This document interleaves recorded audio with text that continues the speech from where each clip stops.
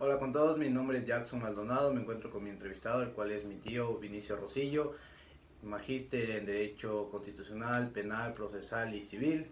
Vamos a plantearnos la siguiente pregunta con una comparación, la cual es dentro de nuestras garantías constitucionales, compararlas específicamente las medidas cautelares con las de otros países.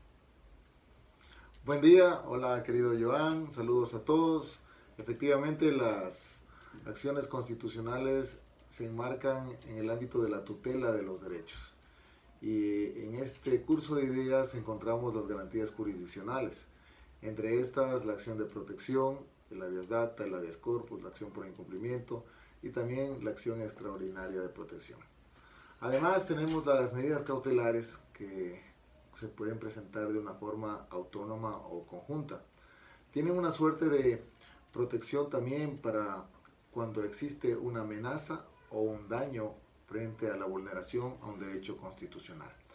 Recordemos que estas medidas cautelares contempladas en la Constitución actual del 2008 antes se reconocían de alguna manera por la Constitución Política del Ecuador de 1998 como acciones urgentes. En nuestra Constitución actual toman esta denominación de medidas cautelares, antes medidas urgentes. La Corte Interamericana de Derechos Humanos la reconoce como medidas provisionales. Tienen distintas denominaciones para un mismo efecto, que es operar inmediatamente frente a la posible vulneración de derechos, para que estos cesen, para que estos se suspendan. Este es en definitiva una réplica del origen que se estatuye al derecho romano en cuanto a la tutela de derechos cuando están siendo vulnerados. Recordemos que siempre estas medidas cautelares tienen que darse en el ámbito de la vulneración de derechos constitucionales, no de vulneraciones de derechos infraconstitucionales, vale decir, aquellos que tienen tutela y reconocimiento en el ámbito legal. Cuando existe esta vulneración a los derechos constitucionales, los derechos humanos, podemos inmediatamente interponer estas medidas cautelares. ¿Qué pasa en el contexto del derecho comparado? Especialmente en el contexto del derecho latinoamericano, vale decir, todo lo que es el Cono Sur y también Centroamérica.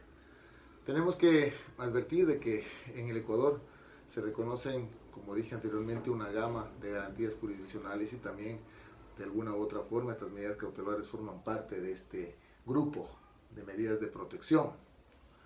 Sin embargo, en el derecho comparado, especialmente en Argentina, en México, nosotros tenemos una sola garantía, que es la garantía de amparo.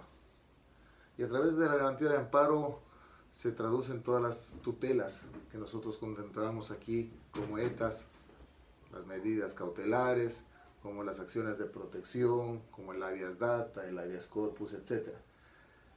Se ha establecido desde el ámbito doctrinario la necesidad de contemplar también, como lo hace el derecho comparado de manera general, en un solo marco específico de garantía, la protección de todos los derechos, vale decir, no solamente diferenciarlos como nosotros hemos trabajado por ámbitos, ¿no?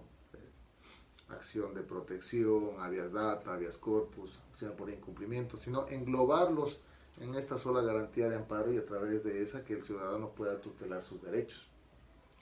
Nótese que con las medidas cautelares, al poderse interponer de manera autónoma, siempre en el derecho ecuatoriano o también con sus similares connotaciones normativas en el derecho comparado, estas tienen que ser de carácter provisional, no pueden ser definitivas.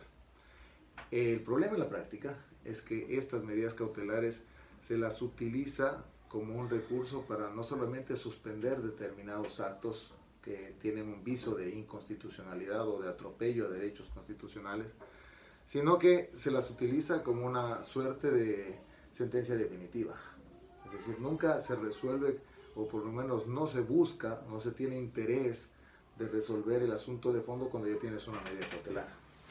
Entonces, de alguna manera se da un uso abusivo del ejercicio de esta figura porque, nótese, como insisto, se la puede inclusive presentar de manera autónoma a las garantías jurisdiccionales antes enumeradas.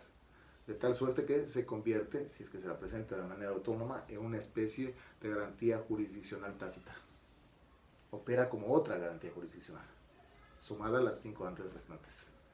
Entonces, sí tenemos que rever la necesidad de utilizar de manera adecuada las figuras, y de manera de conclusión debemos decir que sí, en el Ecuador se necesita un discurso coherente respecto a este ejercicio de garantías, unificarlas y posiblemente alinear este marco constitucional al que se maneja en la región y utilizar una sola estructura que permita englobar todas estas que tienen el mismo propósito, que es la tutela de los derechos constitucionales cuando estos están siendo amenazados o cuando estos están siendo dañados. Muchas gracias. Muchas gracias.